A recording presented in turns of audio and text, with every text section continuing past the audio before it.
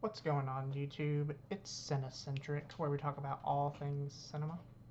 Today's topic for our video discussion is going to be a movie review of Scream 7. I know I'm a little bit late to the party. It released like at the end of February. It is now St. Patrick's Day, so happy St. Patrick's Day to everyone. Hope you wore your green today so you didn't get pinched. Unless you're into that, I guess. No judgment here. Um, so to start off with Scream, um, I like Wes Craven, even though he's no longer with us. He created two of the most iconic horror movie franchises in Nightmare on Elm Street and Scream. Um, and just a little brief synopsis of the movie and a little bit of backstage I guess politics behind the scenes, like negative publicity in regards to this movie. Um, so we lost two of the main characters from the rebooted um, of the franchise that were the main characters of 5 and 6. Jenna Ortega and Melissa Barrera's characters were not in this movie. If you didn't know, that Melissa Barrera got fired from the franchise after making political comments, and Jenna Ortega soon left afterwards, I believe, in regards to her getting fired. Um, so basically, what that means is they had to scrap the original ideas for this trilogy and pivot and go in a new direction. The director of Scream 7 is the original writer of the first Scream, Kevin Williamson. And they brought back Neve Campbell, Sidney Prescott, back in the fold to be the main character of this film. And they introduced her teenage daughter, Tatum, who obviously Scream aficionados will remember is named off of her best friend who died through the garage door in Scream 1. Um, Basically, what happens in this movie is Sydney, with her husband and her teenage daughter, are living a new life somewhere in Indiana. And somebody else has taken the helm as the new Ghostface. I'll talk about what's going on in a little bit with the beginning scene. Um, let's see here. And yeah, that's basically the gist of it. Overall, this movie was okay. I'm just gonna go out and say it's probably second to last or dead last in my favorite Scream movies, and we'll get into that why I believe that. Out of 10, I'd probably give it like a 4 or 5. It's okay. It's kind of just a generic slasher with my overall generalization ranking and opinion of the film for the beginning of the video.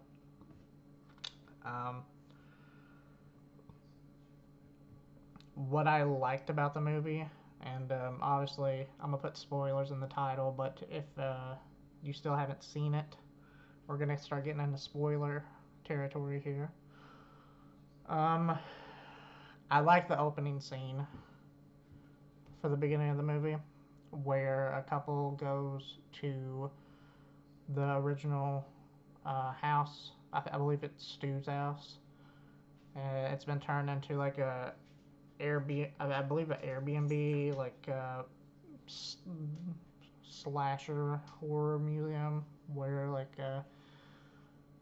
they basically have everything set up from the original house, like how it's displayed, and they have all the like the Stab movie posters. They have a tape or chalk line in the floor where oh hell, Billy Loomis's body was, um, and all that jazz, and like the couple just going in there and just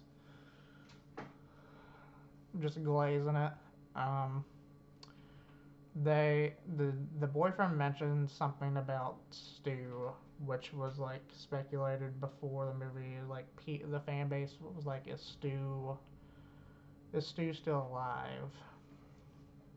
And um, they ride with that throughout most of the movie.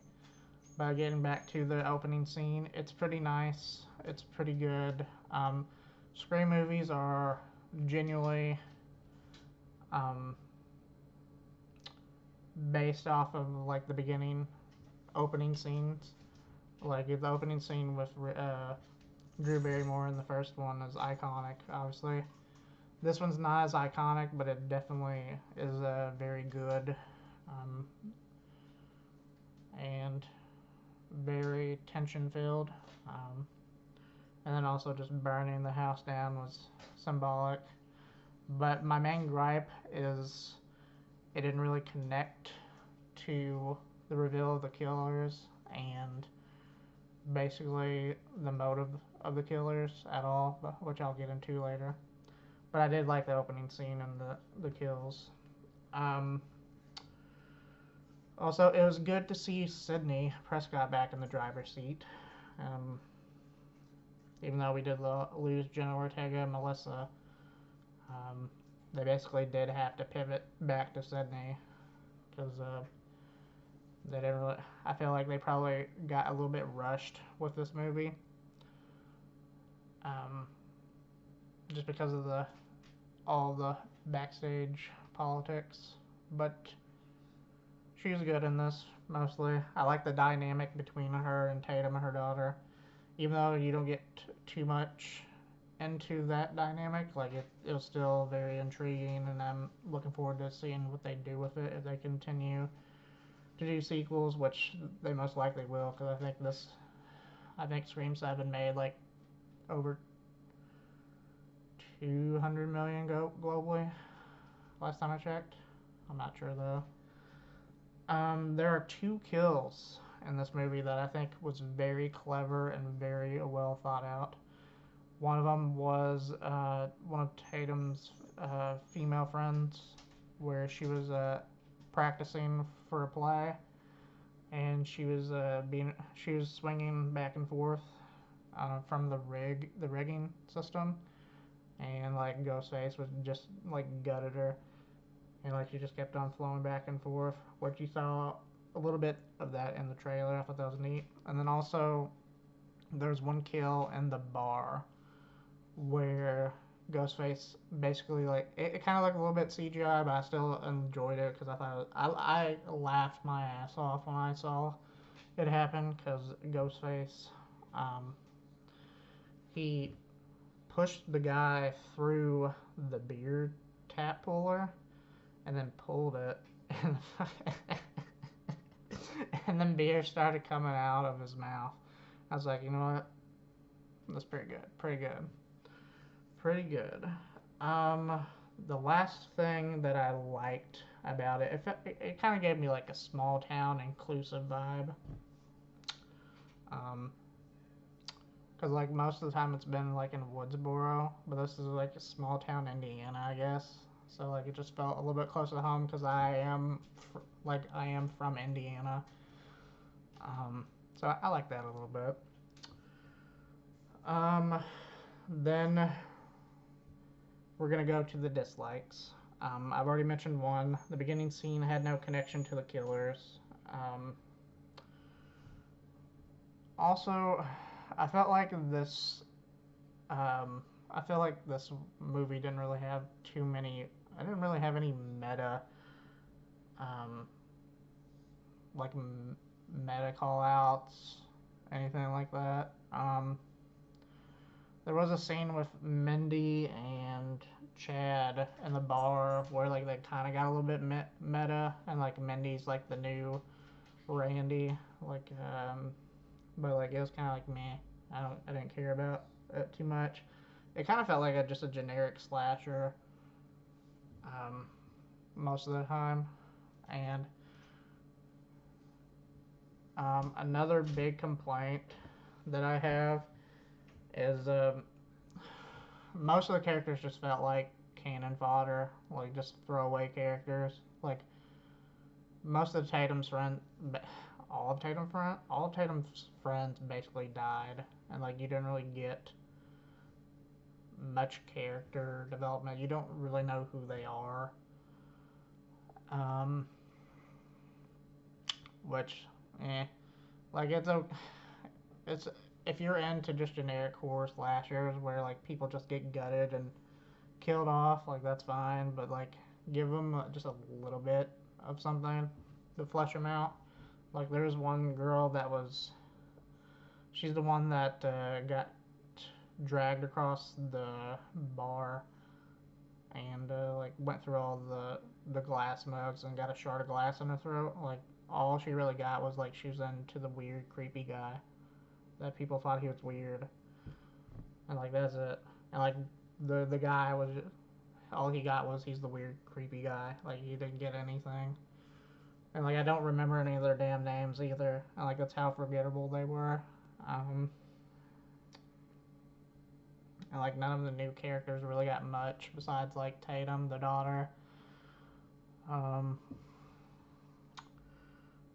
and there's three characters that are basically like mainstays in the franchise. Like they could have been taken out of this movie and like nothing would have changed.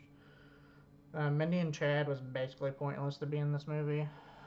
Um, all they really did was get stabbed, and like they were at the bar, and they were like had their little mini scene, mini meta scene where they try to think who the killer is, and it was just kind of meh, bland. Gail didn't really do much, in my opinion, in this movie.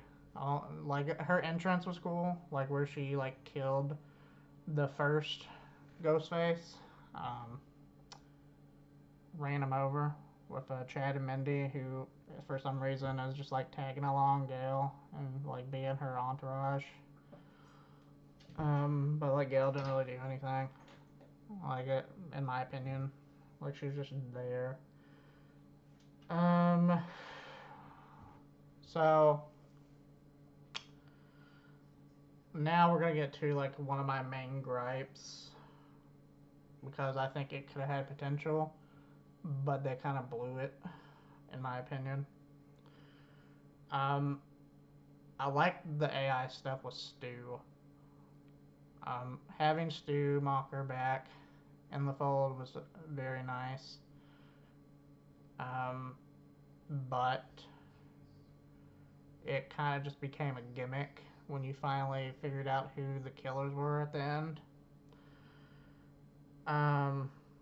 Which, in my opinion, this is like my main gripe of the movie. The two killer reveals at the end, they fucking sucked. Like, let's be honest. It was not good. It's probably the worst killer reveals in the movie.